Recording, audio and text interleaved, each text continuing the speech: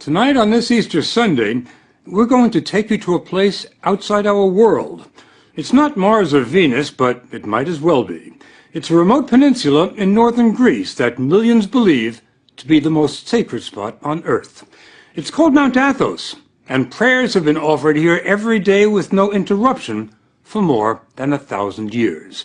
It was set aside by ancient emperors to be the spiritual capital of Orthodox Christianity, and has probably changed less over the centuries than any other inhabited place on the planet. The monks come here from all over and do everything they can to keep what they call the world far away.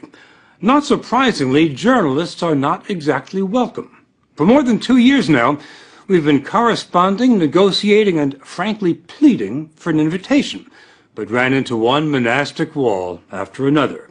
Then, much to our surprise and delight, a few months ago, the monks said, "Okay, come see who we are."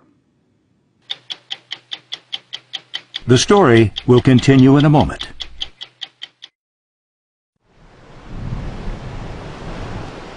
This Byzantine cross marks the border between Mount Athos and the 21st century. The monks come here, as they always have, for the beauty, the tranquility, and the isolation. But most of all, for this.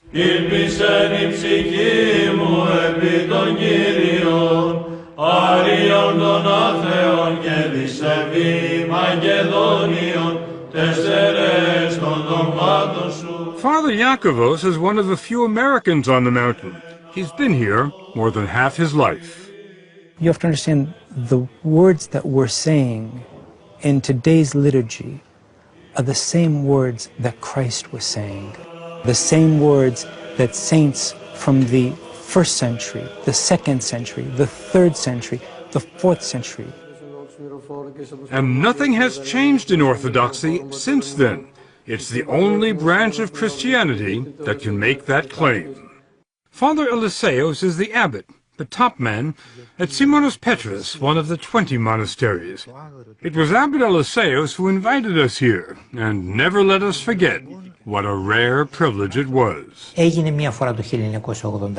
It happened once, in 1981. The last time you invited a television crew here was 1981. Correct. We weren't going to invite you, but your persistence convinced us to open the door.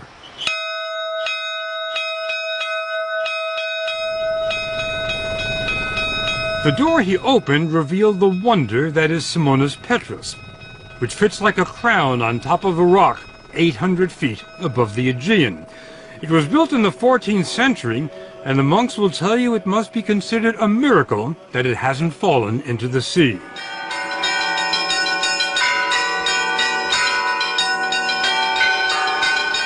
There are 20 monasteries on Mount Athos. Some look like medieval fortresses. Others are so large they resemble small cities. They rise from virgin forests and line the coast, shrouded in mist. There's nothing on this 130-square-mile peninsula other than monasteries and monks. Nothing. We expected Mount Athos to be a quiet place, but we couldn't have imagined how quiet until we were dropped off here. The silence is only broken by the occasional tapping on a chiseled piece of chestnut. It's a call to prayer, and it started being used here before there were bells. Οι άνθρωποι που βρίσκονται εδώ έχουν ένα και μοναδικό σκοπό. The monks here have one goal, and that is how to get closer to God. Father Serapion wanted us to understand that there is no place on earth closer to heaven than Mount Athos. Μόνο πάνω από 1,000 εκκλησίες κάθε μέρα κάνουν θεία λειτουργία. Every day, 1,000 divine liturgies are celebrated on the peninsula. Είναι μοναδικό.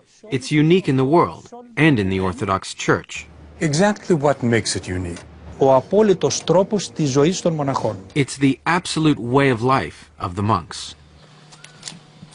It's a Spartan way of life, but all the monks we talked to said they never want to leave, not even for a day. So they try to be self-sufficient. They grow their own fruits and vegetables, do their own tailoring, and when they get sick, there's an in-monastery doctor, Father Emeleos, who's not very busy because the monks are in excellent shape.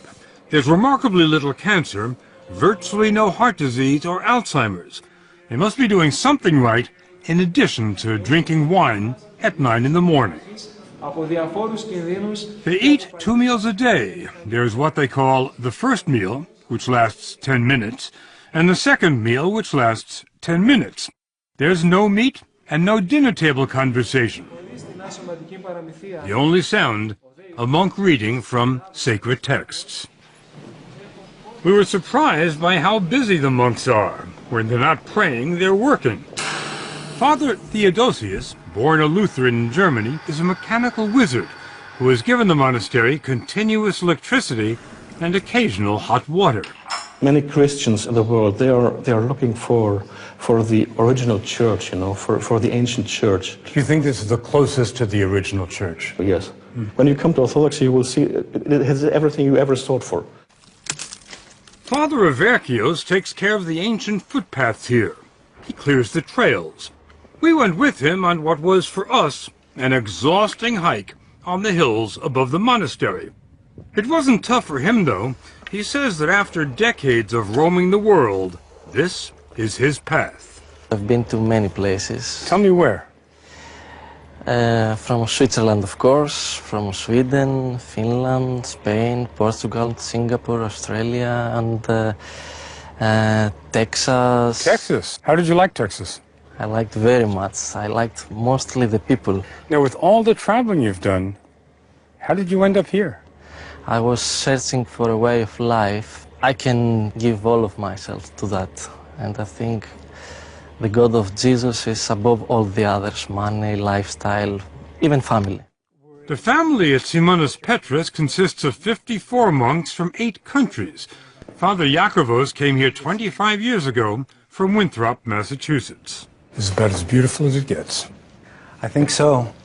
He took us on a tour of the monastery. It'd be tough enough to build a monastery on top of a rock today, but how did they do it in the 13th century?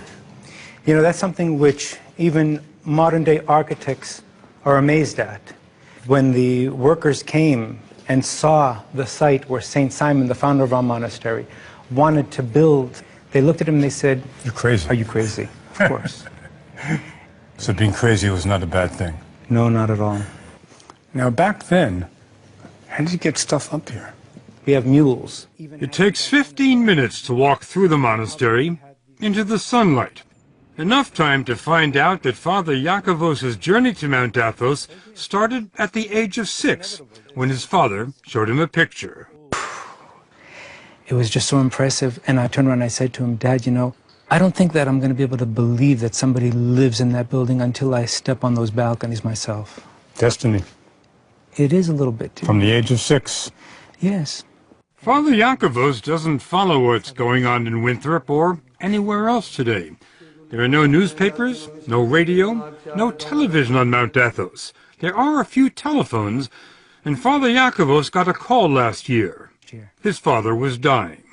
Prior to his death, he was asking if I would go so I could see him one last time. Reasonable request. From a father, I think so. My response was negative, though. You didn't go? I didn't go. I didn't go because of the fact that monastics do not go to funerals of their relatives or their friends. They remain here at the monastery.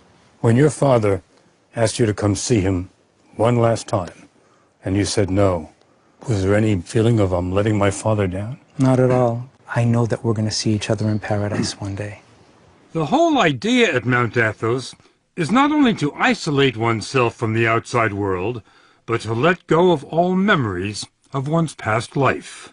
The purpose of your being here, as I understand it, is prayer without distraction. I'm not being distracted now. Why are you laughing? First tell me why you're laughing. Why am I laughing? Because St. Paul says we're to pray unceasingly.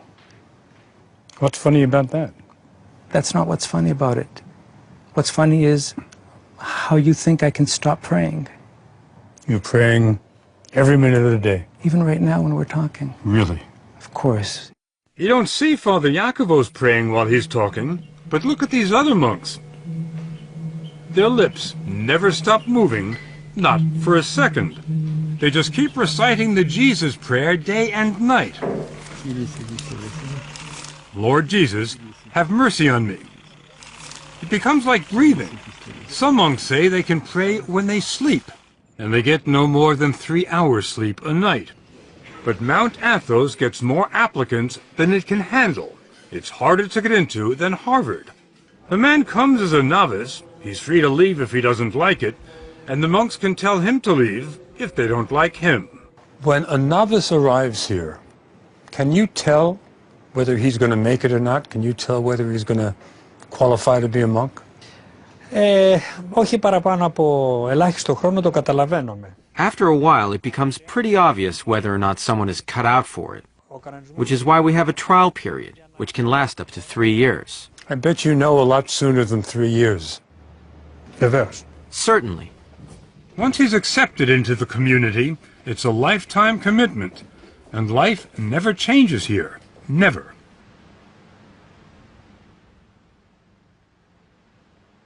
Every day at 3 in the morning, a single bell rings, informing the brothers that it's time to stop praying on their own and start praying in church. On a typical day, and every day is a typical day, the services last 8 hours. The monks say it's an 8-hour conversation with God, a dress rehearsal for eternity. And remember, this doesn't only happen on Sundays, it happens every day, 365 days a year. A monk never gets a day off. This is the Divine Liturgy, the life of Christ celebrated by men whose only passion is to move closer to Christ every day.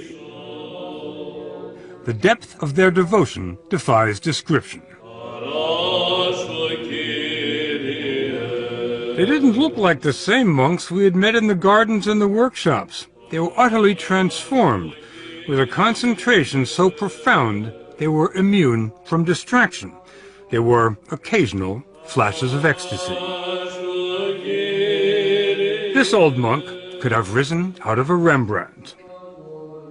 Βούλομεουν προσεύχεστε τους άνδρας εν παντή τόπο.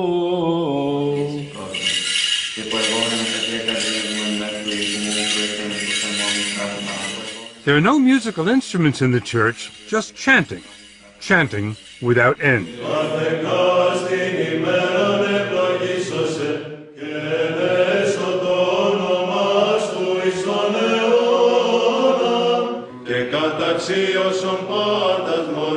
Many of the voices, the basses in particular, could have made it at the Met.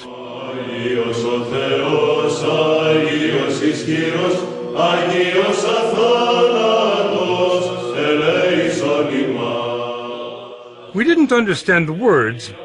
We didn't really have to. This phrase we knew.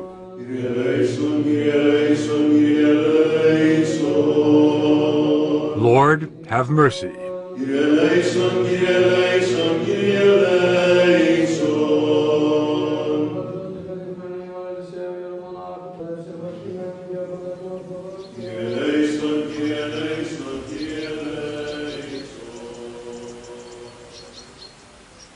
The most miraculous thing about Mount Athos, when we return.